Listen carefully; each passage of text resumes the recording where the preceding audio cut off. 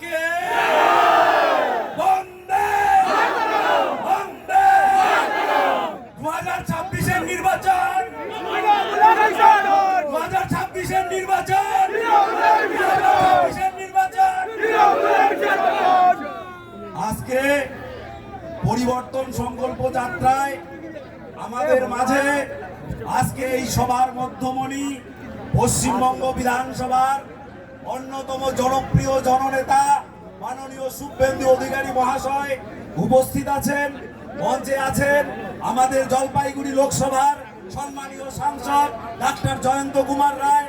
এছাড়া উপস্থিত আছেন আমাদের পশ্চিমবঙ্গ প্রদেশ বিজেপির সম্মানীয় সাধারণ সম্পাদক এবং ফালাকাটার সম্মানীয় বিধায়ক দীপক বর্মন মহাশয় আছেন।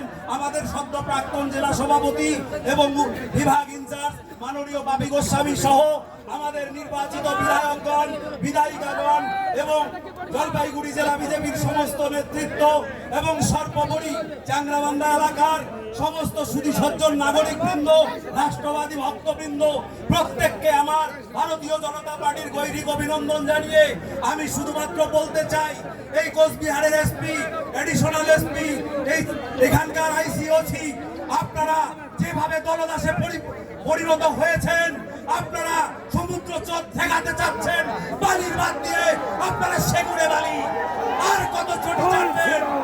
দেখে যান, হাজার হাজার মানুষের দল নেমেছে আপনাদের বিরুদ্ধে। আপনারা যখন বাড়িতে গিয়ে আপনার সহধর্মিণীকে মুখটা দেখান, আপনার সহধর্মিণীদের, আপনার মায়েদের বোনেদের উদ্দেশ্যে করে যখন তৃণমূলের নেতারা কুৎসিত মন্তব্য করে, তখন আপনারা প্রতিবাদ করতে পারেন না। কিন্তু জনগণের ডাকে একটা সভা, আর সেই সভাকে বানচাল করার জন্য আপনারা চটি ছেড়ে চলছেন। চাটুন চটি, যেদিন আপনারা বিপদে পড়বেন সেদিনেই ভারতীয় জনতা পার্টিকেই লাগবে। আমি আমার বক্তব্য দীর্ঘায়িত করব না।